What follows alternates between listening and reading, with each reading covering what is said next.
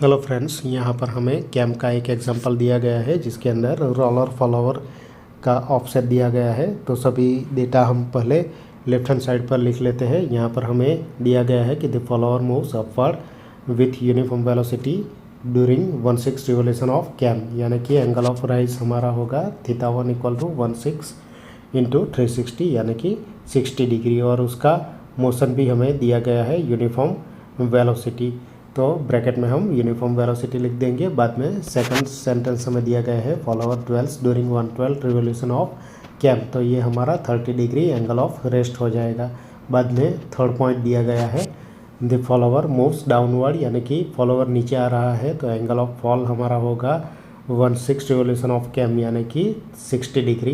इसका भी मोशन हमें दिया गया है यूनिफॉर्म वेलोसिटी, तो उसे हम ब्रैकेट में लिख देंगे।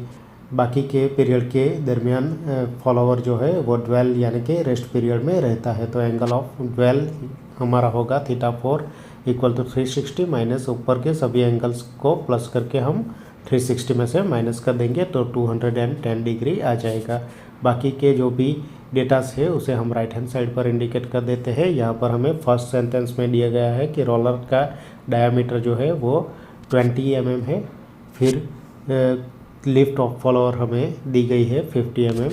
बाद में लिस्ट डायमीटर ऑफ कैम दिया गया है 60 mm, और फॉलोवर का ऑफसेट दिया गया है 15 mm, और फॉलोवर कौन से डायरेक्शन में मूव हो रहा है वो दिया गया है। तो डायरेक्शन ऑफ कैम रोटेशन हमारा आएगा काउंटर क्लॉकवाइज यानी कि एंटी क्लॉकवाइज।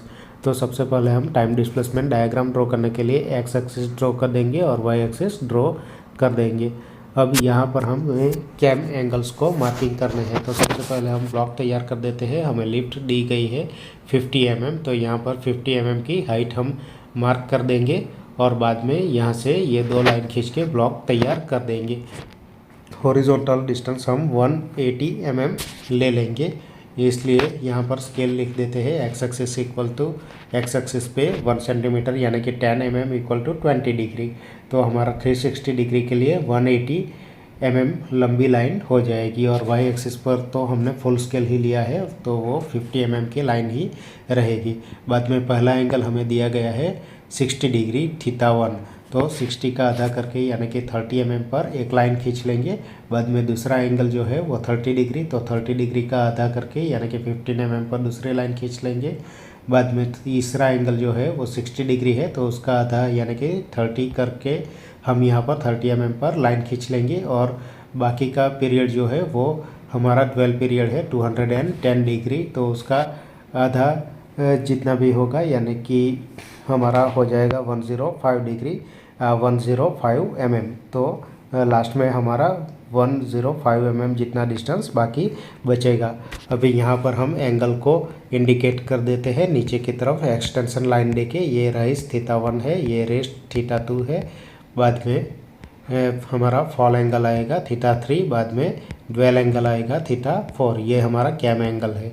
अभी राइज का जो भी पोर्शन है उसके 6 इक्वल पार्ट्स कर देते हैं, 0 1 2 3 4 5 एंड 6। इसी तरह से फॉल के भी 6 पार्ट्स हमें कर देने हैं, तो 6 dash 5 dash 4 dash 3 dash 2 dash 1 dash और 0 डैश से उसे इंडिकेट कर देंगे। अभी हमें सिंपली यूनिफॉर्म वेलोसिटी मोशन दोनों पार्ट के अंदर दिए गए हैं। राइज के अंदर भी यूनिफॉर्म वेलोसिटी है और फॉल के अंदर भी यूनिफॉर्म वेलोसिटी है, तो सिंपली हम स्ट्रेट लाइन खींच सकते हैं, 0 से लेकर ऊपर तक इंक्लाइन लाइन खींच सकते हैं। लेकिन इससे पहले हम सिर्फ प्रोसीजर के लिए यहाँ पर हॉरिजॉन्टल लाइंस भी दिखा रहे हैं, तो इस तरह से हम 6 पार्ट्स कर देंगे इस ब्लॉक के हॉरिजॉन्टली। तो इस तरह से हॉरिजॉन्टली लाइन खींच के हम 6 पार्ट्स में इसे डिवाइड कर देंगे। बाद में यहाँ पर इस तरह से पॉइंट को इंडिकेट कर देंगे, तो ऊपर तक पॉइंट जाने के बाद हम उसे इंक्लाइन लाइन से कनेक्ट कर देंगे। यहाँ पर नीचे तक आने के बाद उसे हम इंक्लाइन लाइन से कनेक्ट कर देंगे। बाद में हम यहाँ पर सभी को अल्फ़ाबेट से इंडिकेट कर देंगे, ABCDEFGHIJK LMNO तक। बाद में यहाँ से लाइन को खींच लेंगे इस तरह से। यहाँ पर स्ट्रेट लाइन आएगी, यहाँ पर इंक्लाइन लाइन आएगी और यहाँ पर स्ट्रेट लाइन आएगी। तो ये हमारा टाइम डिस्प्लेसमेंट डायग्राम यानी कि डिस्प्लेसमेंट डायग्राम रेडी हो जाएगा। यहाँ पर अगर हम हॉरिजॉन्टल लाइन जो है वो नहीं भी लेते और सिर्फ क्रॉस लाइन ड्रॉ कर देते वर्टिकल लाइन के ऊपर तो भी चल जाता। अभी इस पर से हमें हमारा जो कैम प्रोफाइल है उसे तैयार करना है। तो कैम प्रोफाइल तैयार करने के लिए सबसे पहले हम बेस सर्कल ड्रॉ करेंगे। तो मिनिमम रेडियस ऑफ कैम हमें दी गई है, तो उतनी रेडियस का हम बेस सर्कल ड्रॉ कर देंगे। बाद में हमें ऑफसेट दिया गया है 15 mm, तो 15 mm रेडियस लेकर अंदर एक ऑफसेट का सर्कल ड्रॉ कर देंगे। यहाँ से एक टेंजेंट पर लाइन ले लेंगे वर्टिकली।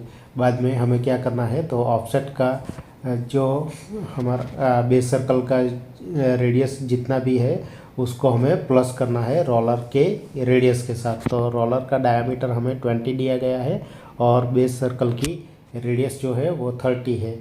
तो 30 + 10 करेंगे और 40 करके यहाँ से आर्क लेकर हम एक क्रॉस लाइन ड्रॉ कर देंगे, क्योंकि बेस सर्कल की रेडियस हमारी 30 है और रोलर की रेडियस 10 mm है। तो यहाँ से हम 10 mm रेडियस लेकर एक सर्कल ड्रॉ कर देंगे रोलर फॉलोवर का।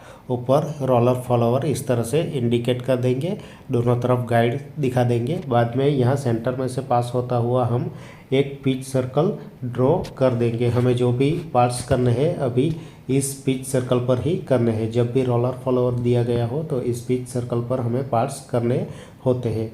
अभी हमें direction of rotation anti clockwise दिया गया होता तो हम क्लॉकवाइज मार्किंग करते, और क्लॉकवाइज दिया गया होता तो एंटी क्लॉकवाइज मार्किंग करते। तो यहाँ पर हमें डायरेक्शन ऑफ रोटेशन जो है वो हमें एंटी क्लॉकवाइज दिया गया है, तो हमें मार्किंग क्लॉकवाइज करना है। तो यहाँ पर सबसे पहले θ1 एंगल को मार्क करेंगे हम, ये एंगल को यहाँ पर ड्रॉ कर देंगे। बाद में यहाँ पर θ2 एंगल को मार्क करेंगे, इसे यहाँ पर ड्रॉ कर देंगे। यहाँ पर θ3 एंगल हम ले लेंगे और बाकी का जो 210 डिग्री है वो θ4 एंगल हमारा होगा।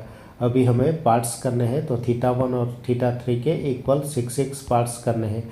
तो यहाँ से एकदम लाइट लाइन लेकर हम 6 पार्ट में डिवाइड कर देंगे इसे, और जिस तरह से डिस्प्लेसमेंट डायग्राम में हमने 0 to 6 दिखाया था इसी तरह से यहाँ पर भी इंडिकेट कर देंगे। इसी तरह से फॉल एंगल जो है उसे भी हम यहाँ पर 6 इक्वल पार्ट्स में डिवाइड कर देते हैं और उसे 6 dash 5 dash 4 dash 3 dash 2 dash 1 dash और 0 डैश से इंडिकेट कर देते हैं। अभी ये सिर्फ पार्ट ही हमें करने हैं पिच सर्कल के ऊपर। अभी हमें जो मार्किंग करना है वो टेंजेंट की लाइन पर मार्किंग करना है।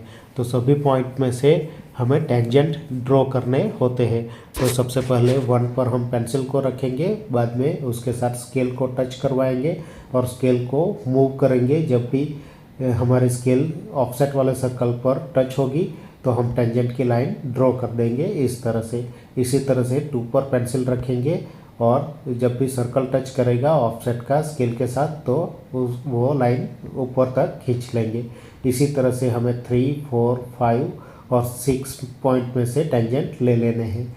अभी इसी तरह से यहाँ पर भी हमें टेंजेंट लेने हैं फॉल के पीरियड के दरमियान।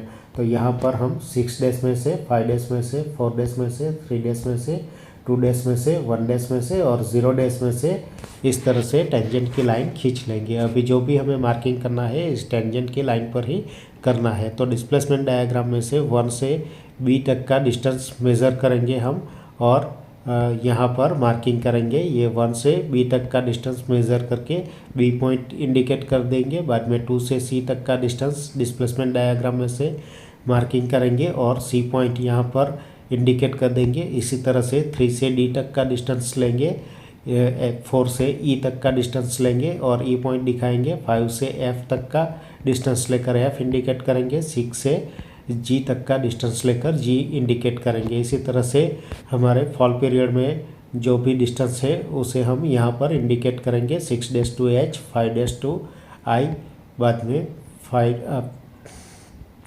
4 dash to J, 3 dash to K, 2 dash to L, 1 dash to M और यहाँ पर N पॉइंट आ जाएगा।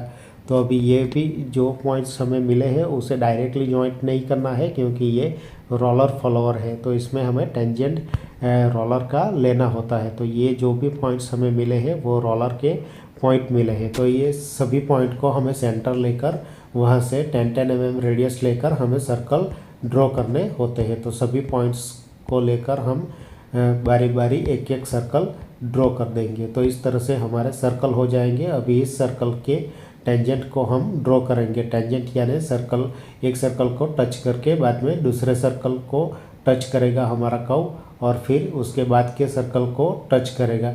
इसी तरह से टच करते हुए टेंजेंट हमें ड्रॉ करना है। बाद में यहाँ पर इस तरह से कर्व को ड्रॉ कर देना है। तो ये हमारी कैम प्रोफाइल भी रेडी हो जाएगी। बाद में हमें यहाँ पर नेम्स को इंडिकेट कर देना है। ये गाइड है, यहाँ पर ये रोलर फॉलोवर है, यहाँ पर ये बेस सर्कल है, यहाँ पर ये कैम प्रोफाइल है, यहाँ पर डायरेक्शन ऑफ कैम रोटेशन दी गई है तो उसे इंडिकेट कर देंगे, और इसका जो मेन नेम है कैम प्रोफाइल उसे यहाँ पर इंडिकेट कर देंगे। तो इसी तरह से हमारी कैम प्रोफाइल रेडी हो जाएगी। Thank you.